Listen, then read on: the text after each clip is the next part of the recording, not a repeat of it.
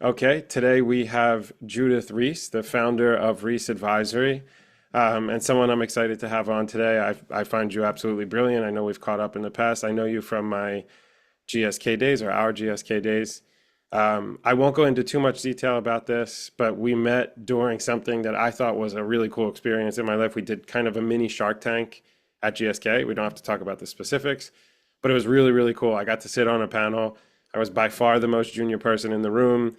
And one thing I always respected about you, and which is why I think one of the reasons that we stayed in touch afterwards, is that you treated me with respect in the room, despite me being by far the most junior person. And since then, throughout our time at GSK, you acted as somewhat of a mentor for me, and I'm very grateful for that. So thank you very much. But before we get going, I would love to turn it over to you to tell us a little bit about yourself and your current role and your career path. All right, but thank you very much for inviting me today. And going back to that day I met you in GSK in the office, you were one of the most important people in the room because we were talking about patient experience, and you brought your patient experience. So I don't think about hierarchy. I think about what people bring to the conversation. So it was nothing about being the most junior person in the room. You brought one of the most important voices that day. Thank you. But maybe the way I describe my career path very simply is my career's had three chapters. Okay. I grew up in Ireland and did my first degree in Ireland, and the government made a decision at that point that every undergraduate, as an experiment, a generational experiment, would read computer science in addition to their subject, which meant there were people with reading fine arts and music and law, sciences, medicine, history. Everybody was learning to code at the same time. Okay. We all hated the person whose idea it was at that point in time, but it was really important because you think back now, we're all early accidental technologists. We understand where technology could take us, and it means we've been more, many of us have sort of kept that computer based twist into our careers as the whole way through. So, jumping from my science medicine degree in Ireland, I was a bit of the academic geek. I jumped over to England. I did a PhD in clinical medicine. Then I jumped over another piece of water and had the privilege of living and working in the United States, working at Harvard University for a number of years. And that privilege of being able to work in one of the most academically intensive universities in one of the hottest beds of biomedical research in the world really shaped my career and thinking about how things could be done and how you need to work as part of a big system and group of people, and how that bringing a melding of minds from different capabilities and skills from all over the world together, bring it into that central hotspot, is what's one of the things that shaped my career. After the sort of time in the States, which I loved, I came back to the UK and took a lecture for medicine, but realized that educating baby doctors was not really for me. I wanted to try and make a more transformative change in healthcare. So I joined my second chapter. I joined AstraZeneca, a pharmaceutical company, initially in their clinical development function, using some of my capabilities and skills I've learned and that are up to date in terms of how to use electronic data capture, web-based data capture, how to take a patient and investigator-centered approach to clinical trials to transform how AstraZeneca were running and developing their clinical trial programs. At that time, I was very fortunate to work on a number of drug project teams that have made it to market. That gave me further opportunities to think about how to bring patient-centered inputs and bring all the right people together, develop medicines. I had opportunities to work in R&D strategy, corporate strategy, transformation programs, innovation programs across all parts of the business. Great opportunity. And then I was thinking about where's my next career opportunity. And I was thinking I want to get back a bit more into R&D because I was in corporate development, working with the board. GSK offered me an opportunity to come and help set their digital data analytics strategy for R&D, which is when I met Anthony, and then moved into the tech function to lead an innovation function to drive that digital data analytics, early AI implementation into the development and R&D functions. Did that, and then reached the point where I thought, well, actually, I've been now in the pharmaceutical industry for 22 years. It's been a long chapter, but the world's moving on. A lot of the innovations are coming from smaller companies outside the big pharma companies. The way I look at this is big pharma companies are like the coral atolls in the sea. And unfortunately, there's global warming and the temperature of the sea is warming up.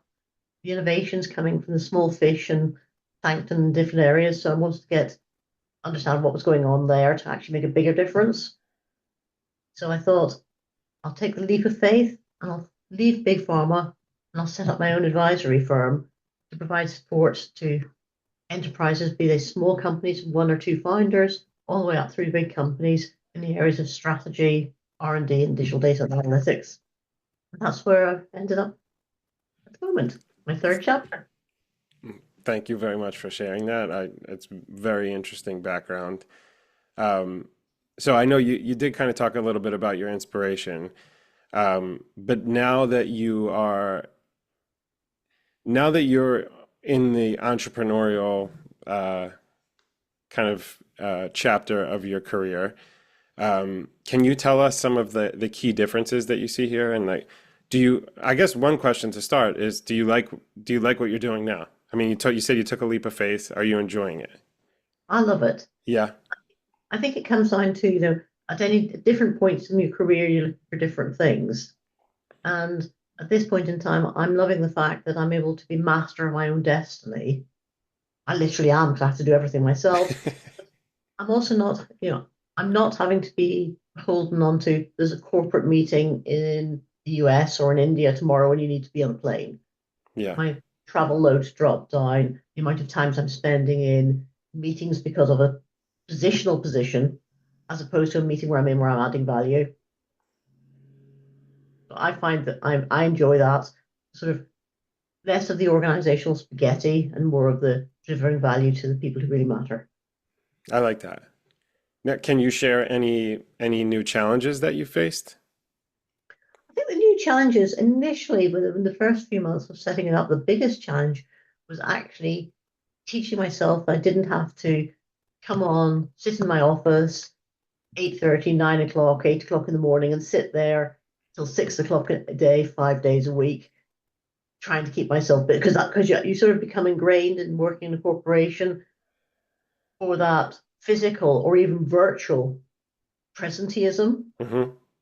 So teach myself that I didn't have to be present. Was it perfectly okay to take an hour off or a couple of hours off, or as I've just done today, go out for a little bit in the middle of the day and then come back to it when you've got stuff to do. That was a big learning.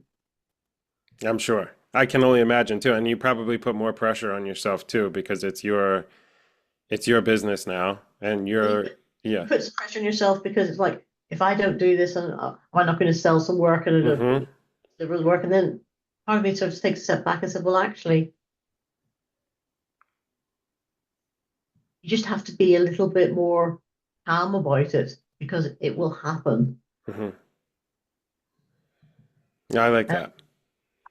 so I think the biggest learning was giving myself permission not to be busy and giving myself and telling myself it's completely fine to, take time off.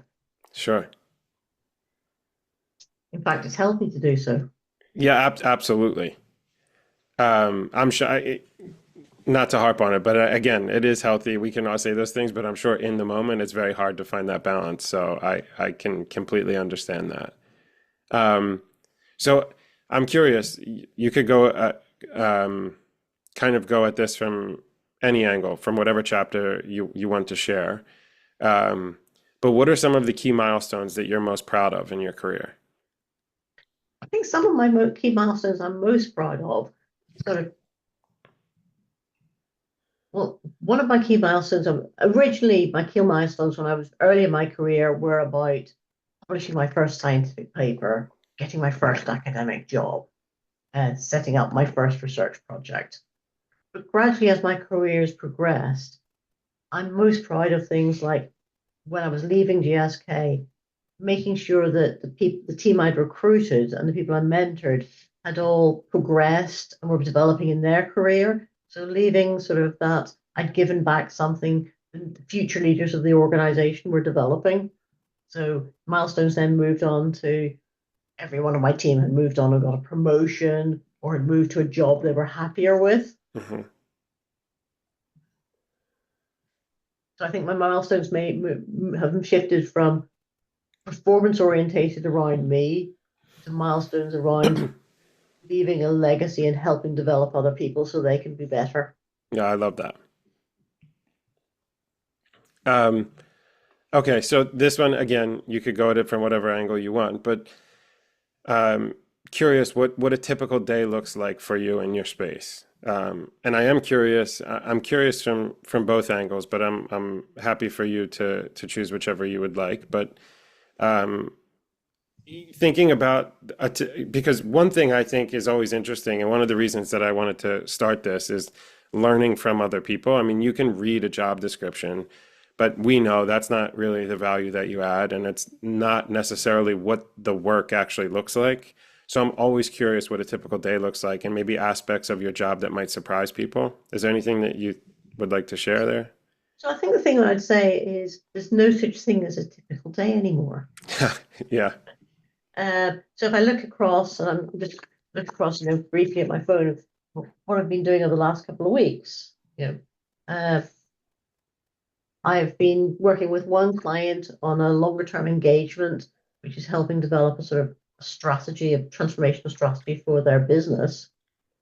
And that's involved doing everything from having periods of time working on documenting the strategy to having interviews with some of their customers, some potential customers, some of their teams. But also it's ended up in doing some day-to-day mentoring of some people in the organization to help them move things forward. So interspersing that with conversations that may take half an hour with some founders who just wanted some quick insight, how would I do X? Can I just quickly answer a question? To doing what I do, and it's not an everyday thing, but at least every week it's going on and trying to learn something new myself or upskill myself. So part of my day, most days, includes reading a bit of a scientific or medical journal, or going on internet, researching something, just doing some research to keep up to speed and understand what's going on. Okay. And so, what would you? So for me, it's especially working at Microsoft. It's very interesting to look at the digital landscape. Whether I mean specifically in your field was digital strategy or digital data strategy. What skills or qualities do you think are essential for um, someone who's potentially looking to follow in your footsteps, especially as things continue to evolve? What would you recommend someone focus on if they wanted to do something similar to you? Well, I think the most important skill I'd recommend anyone to focus on is relationship building. People, recognizing that even in a completely digital world where you've got things with Microsoft like Copilot and agentic AI, the AI is there to help and support taking away some of the mundane tasks that can be done over and over again. So the most important people is to understand, what part of your job can you use the AI to facilitate, to do the job of three people in one day, so that you can actually do different things. So I think the first thing is building those people skills, but also being prepared to try. I've spoken to some people going, I'm so scared to use AI to do this. I was like, it's not that scary. If you want to take it easy, just open your fridge, take a picture of it, and then just go ask your whether it's Claude, Copilot, Gemini, ChatGTP, whatever your preferred tool is. What can I make for dinner with these ingredients? You can just test it with little simple things, but use it as something that helps you. Then you'll get more confidence of using it. I think that's the piece. The biggest skill I'd say to people is don't be afraid of it, of technology. Embrace it and try it in low risk situations. You'll discover it can help. Yep, I totally agree with you. Two things. We are a Copilot podcast here, so coming from Microsoft. But the second thing that you said, I think I mentioned this on another conversation that I was having. I I absolutely love the way Microsoft positioned the name Copilot because it's so true. Exactly what you said. It removes the mundane and allows you to be more strategic if you use it appropriately. Even little things that you said in your personal time. I recently coached my son's soccer team, And I played sports my entire life. I played soccer when I was very young, but at no high level. So I wanted to make sure that I could do something fun and engaging for them, but that was still worthwhile and that they were learning. And I went to Copilot and said, "Help, you're my assistant coach for a 4-year-old soccer team. Help me build a 50-minute, fun, engaging um, practice plan, build in water breaks, and it gave me such fun games. The practice went incredibly well. Another one, I was on a business trip um, last week or 2 weeks ago. There was a very, very small hotel gym, and I've been trying to stay active lately.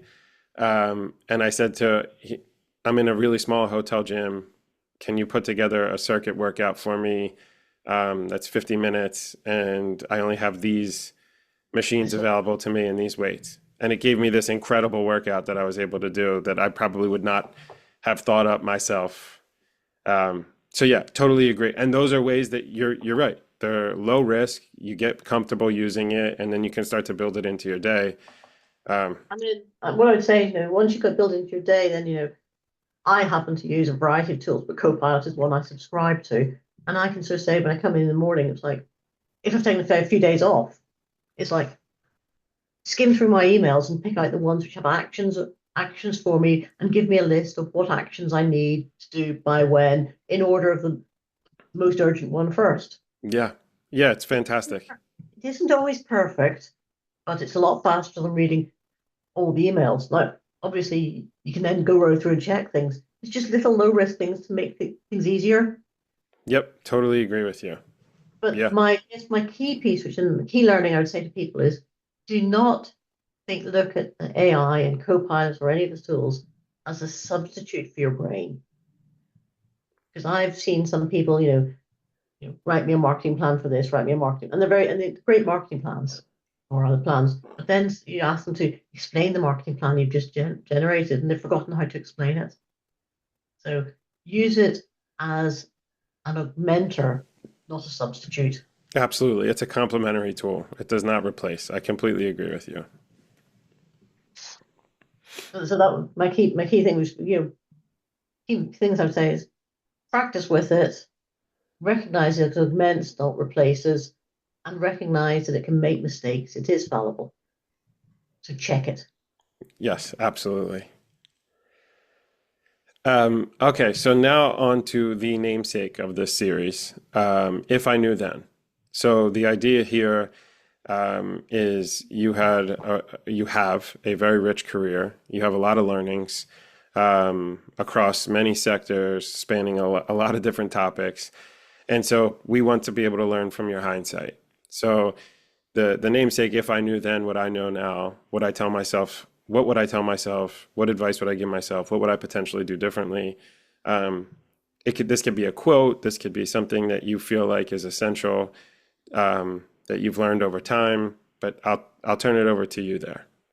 I think it's a great question. I think the first thing I'd say is if I was giving advice to my sort of 16 or 17-year-old self would be number one, pace of change is huge. The decisions you make at 16 or 17 aren't locked in for the rest of your life. You can you can change path and change direction. Because when I went to, when I was at school, it was like if you did 3 sciences, you're going to be a scientist or a medic, and that's your direction. So for you then, would be, give yourself some flex. The second piece I would say is I'd always tell people is don't always just try and climb a career ladder. Pick and do things that you find interesting and a challenge. Because if they may lead you in different paths that you may find even more interesting. And my final piece would be, if I knew then, I would never have had it. What I know now is my career has been different through different directions and been really exciting and vibrant. And I'm sure it's exciting and vibrant because I've taken a few risks here or there. So it's like, don't be afraid of taking the risk because linear career paths are pretty much gone now. Yeah, I love that. Completely agree with you too. Thank you for sharing. Um, okay, so my next question is, what's next for you? What's next for Reece Advisory? What's next for you as an individual? Um, I'd love to hear. I think what's next for me is continuing to do with Reece Advice for a period of time, getting the right balance between home and family and friends. Now I've got that, maintaining it, but also, increasingly making sure I can share my knowledge and experience with people who are younger than me, smarter than me, brighter than me, who are running businesses and organizations who can benefit from a little bit of my, I've made that mistake before, so let me help you prevent it.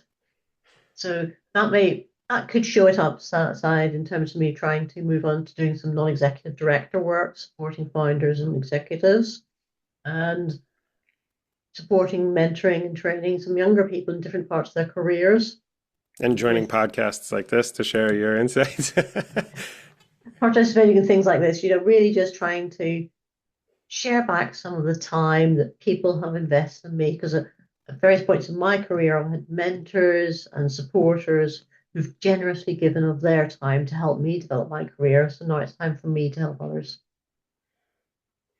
I like that a lot. Thank you very much. Um, okay, before we wrap, is there anything else you'd like to share with people listening here? I think the biggest thing I would like to share is no matter what direction, what you do at school or at university, it doesn't mean you have to do that for the rest of your life.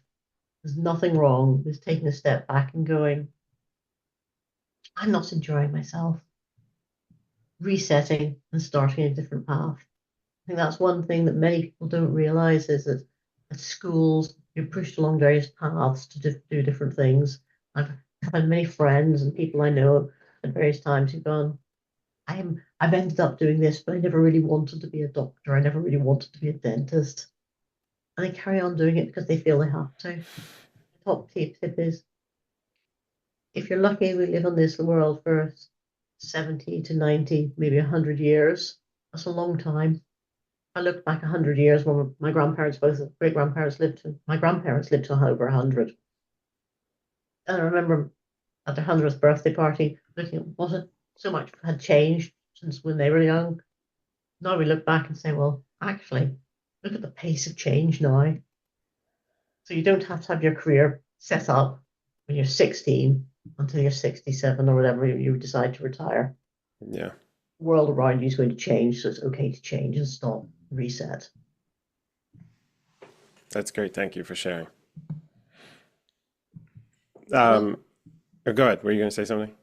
I said you're welcome. Yeah. Um, Judith, thank you very much. It's always a pleasure speaking with you. It's been a while. I hope to stay in touch more. Can't wait to hear more. I wish you continued success. Thank you for sharing everything today. It was fantastic. And we will speak again soon.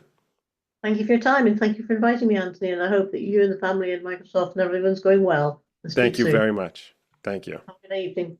Cheers.